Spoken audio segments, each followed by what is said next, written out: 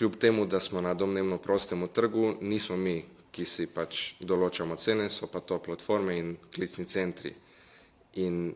take cene, kot jih imamo zdaj, nimajo smisla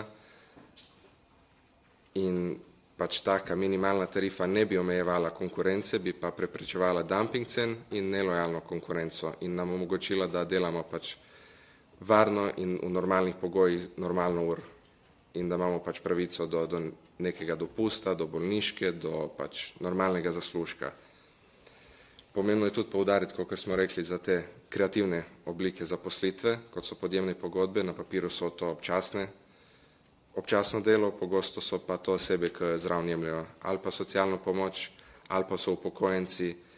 ki delajo bistveno več, kot je prikazano, ali pa celo nič ni prikazano in je njim trenutne razmere so jim v redu, ker pač iz drugih stvari jemljajo denar.